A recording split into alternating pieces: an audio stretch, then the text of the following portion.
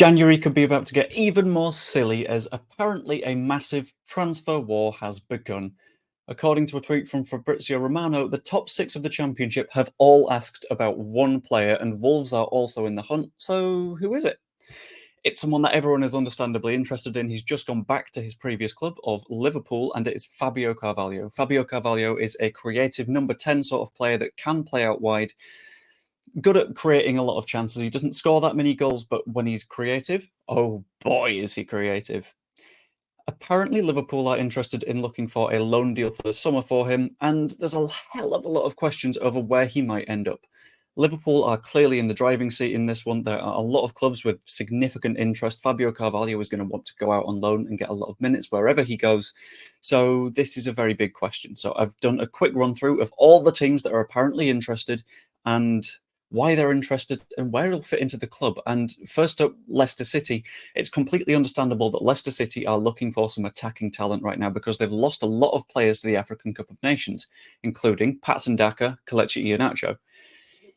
There is a slight issue with this, however, and that is the fact that it's really tough to break into that side. Of course, some players will be going out to the African Cup of Nations, the Asia Cup, but once Fabio Carvalho has gone through that period, it's going to be really hard to say to Iheanacho, you were fantastic before you went away, but then you went away and Fabio Carvalho came in and, sorry, you're not going to play anymore. Same for Patson Daka. It's going to be really tough to break in and get a permanent spot in that first 11.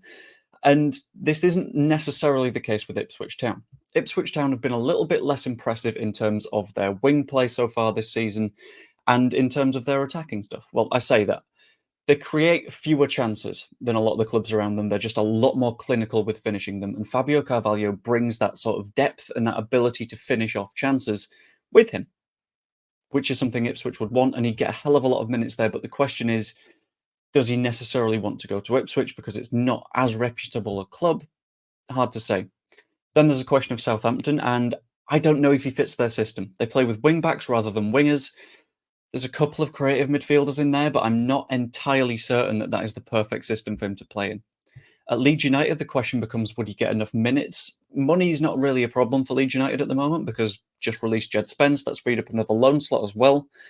Could definitely pay the necessary wages. It's not about the money. It's about whether or not he fits into the club. I'll go into that in a little bit more detail afterwards, though, so stick around.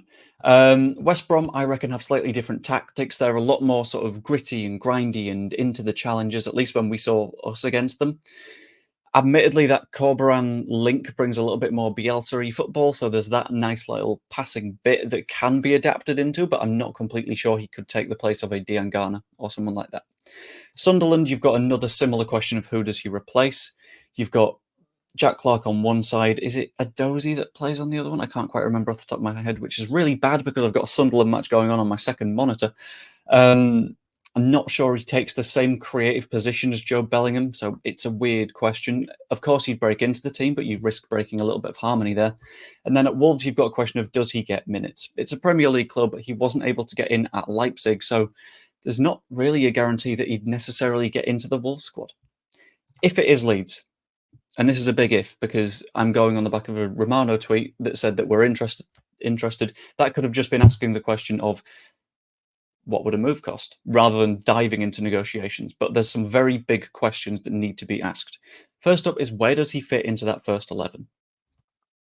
He can play in a few positions. He can play as a 10. He can play out wide. Does he take a wide slot or does he take that number 10?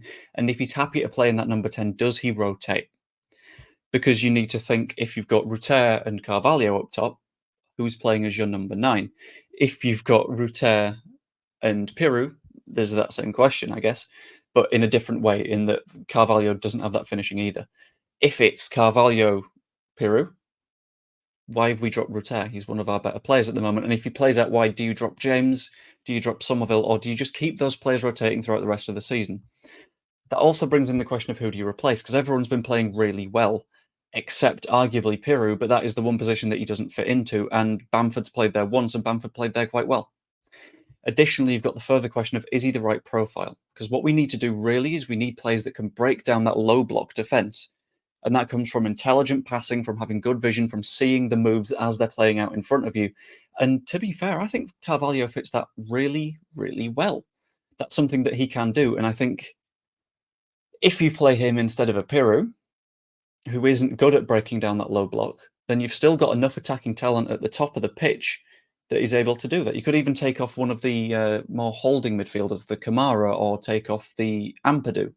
Take off Kamara for him, keep Ampadu in that holding position, bring on Carvalho for Kamara, and then you've effectively got a 4-1-4-1 sort of shape where you've got your back four, Ampadu, and then Somerville, Rutter, Carvalho, James, creating these chances for Piru, who stays at the top of the pitch.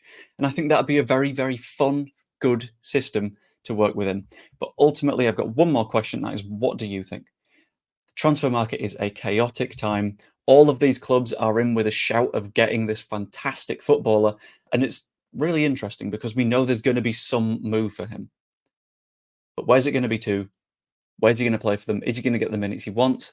Is it going to be Leeds? I sort of want it to be because he's the right sort of profile of player. I'm hopeful. Let me know what you think in the comments below. Like the video if you enjoyed and subscribe. I will see you later.